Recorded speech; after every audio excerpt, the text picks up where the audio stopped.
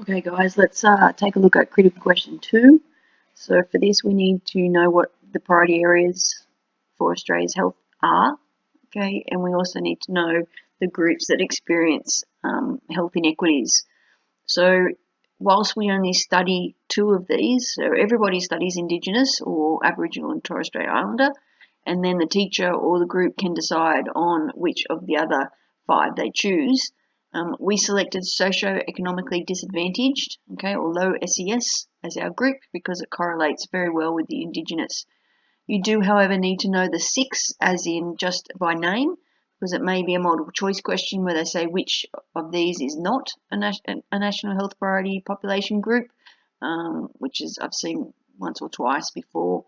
So you just need to be able to recognise those. So Indigenous, socioeconomic disadvantage, people in rural remote, people born overseas, the elderly, and people with disabilities. The important thing is if you get a question regarding the groups experiencing health inequities, these 3 dash points on the side is you need to show a link between them. Okay, so the nature and extent, social, cultural, or roles of individuals. Sometimes they are specific, so they might say what are the roles of individual communities and governments in addressing health inequities in priority population groups in a group other than Indigenous. So you would talk about socioeconomically disadvantaged people there. Just remember the nature means the type, it's describing them and their group, so what actually classifies them as a definition. The extent of health inequities relates to the trends, so cardiovascular disease, cancer, and diabetes. So what are the how much do they suffer from mortality or morbidity, life expectancy, infant mortality, those sorts of things. And you know the social, cultural, socioeconomic, and environmental. Social, cultural, family, media, peers, religion, culture. Socioeconomic is education, employment, and income. And environmental determinants is geographic location, access to health services, and technology. So we studied Indigenous, and we also studied low socioeconomic. So let's look at the Indigenous first. So we know that the Indigenous population makes up 3% of the nation, okay, but however are highly overrepresented in all the different areas of epidemiology. So here currently the current trends are what we wrote down in our books for mortality. It's still 4 times that of non-Indigenous, although it is going down. Although the mortality trends is going down overall, 2/3 of Indigenous will die prior to their 65th birthday compared to non-Indigenous. The mortality rate for cancer is going down, CVD is going down, injury and diabetes related mortality. However, the mortality for cancer, and specifically that relates to lung cancer, is actually increasing. In regards to morbidity, most things are increasing, unfortunately. Burden of disease, so all diseases, rates of CVD, lung cancer, diabetes. The only thing that is actually decreasing is bowel, breast, and prostate cancer. So a way to remember this is rather than remembering all of them, you need to only typically remember 2 things. So with mortality, you can talk about all the different diseases and just remember that the only one that's going up is cancer. Okay, you can mention all the other national health priority areas and you know that they're going down. And with morbidity, it's the opposite. So everything's going up but bowel, breast, and prostate cancer. In regards to infant mortality, we do know that that is still high. It's higher than non-Indigenous, although it is decreasing. It's 2 times the amount of non-Indigenous. And that's mostly got pre- and postnatal care contributing factors, what we discussed in class, that access to primary health care services, increase of tobacco smoking in pregnant mothers, those sorts of things. Although life expectancy is going up due to Close the Gap campaign, there is still a significant 10 years difference, and the more rural you are, so the more environmentally determined you have, an environmental determinant, that increase widens. So it can be up to 17 years for people living in rural and remote areas. You do need to have a look at the determinants, have a really good understanding of the determinants, okay, making sure you understand that they all link together. When we're looking at social cultural determinants alone, okay, looking at the family has a huge influence. Talk about food, talking about cigarette smoking, tobacco smoking leading to lung cancer, talking about the use of obesity and linking that to type 2 diabetes because they do have a high proportion of type 2 diabetes, looking at the amount of people that actually drink, okay, who are using alcohol at a much higher proportional or rate. Okay, so that's the amount of Indigenous that are overweight. So as you can see that in the middle there with normal weight and overweight, it's relatively the opposite, non-Indigenous people are. But when we get into the obese category, you can see here that a large proportion of Aboriginal and Torres Strait Islanders or Indigenous populations are obese, and that directly links to obesity, links to waist circumference, links to diabetes and cardiovascular disease or coronary heart disease specifically. You can see here the correlation of alcohol consumption at all age groups. It is high, and to the point that generally speaking, the Indigenous population have consumed alcohols at risky levels compared to the non-Indigenous. So that contributes to cholesterol, that contributes to atherosclerosis, which is the build-up of plaque on the inside, which then contributes to myocardial infarctions, strokes, those sorts of things. Looking at socioeconomics, so we're talking about education, employment, and income here. So we know that 30% of Indigenous people finish school and get their high school certificate, which means that they have less physical literacy as well as health literacy. Okay, remember, literacy is the ability to comprehend information. It's not to read and write. It's the ability to comprehend information. Right, and they are Indigenous are usually between 3 to 5 years behind their peers in that plan. And the further west you go or rural you go, the higher that gap increases. So that impacts upon their ability to understand health information when presented. It also limits their employment opportunities. So they are typically employed in labour jobs where the increased risk of injury or hospitalisation from an injury, which we know is the second leading cause of hospitalisation for Indigenous personnel. It also increases their exposure to carcinogens, okay, in the workplace, all the different chemicals, and it also correlates with social cultural factors such as smoko, drinking alcohol, those sorts of things. So they're all interrelated. We do know that around 30% of the Indigenous population is unemployed, therefore they have a lower income, okay, substantially lower income, sometimes up to $400 less than a non-Indigenous person has to spend on food, health, all the bills during the week, and therefore, you know, choosing foods of high carbohydrates, fatty foods that are going to fill up people for longer is a viable option for them.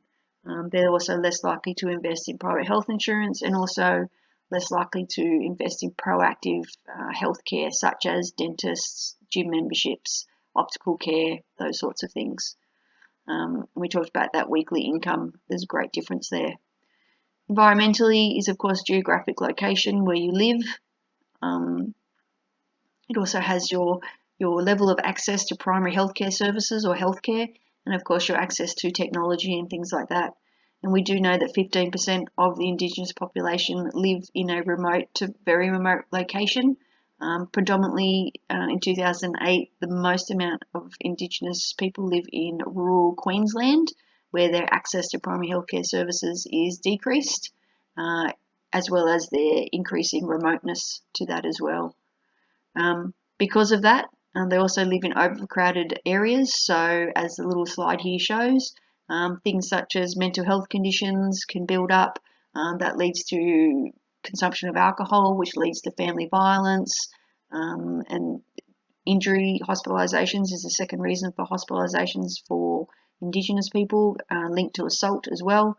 You can imagine infections, any bacterial infections is spread between the people that are living in the house, and so forth and so forth. So where you actually live and the quality of your housing has a great impact on your health. Just remember that all those three, you need to show how they are linked together. Okay, it's usually an explain because one leads to the other. And if you can just show the link, like make a statement about what it is. So specifically say how income and then give a specific example behind it that goes together. The last one there is the role of governments, communities and individuals, and there's a range of different things. Again, this is all linked together as well. Okay, so the best you can show the link between them is the best. So the government has the Close the Gap campaign that we studied. Okay, that is a commitment to 7 areas, such as decreasing the increasing the life expectancy, decreasing infant mortality, increasing school attainment, looking at increasing their literacy and numeracy. All those things, as we go back to the previous slide, would be interrelated with social, cultural, environmental and socioeconomic. So the government's job is to implement Close the Gap, provide the resources and funding. The community's job is to negotiate, and it's called the empowered communities. This little bit here is just an example. I'm not even going to try and say that.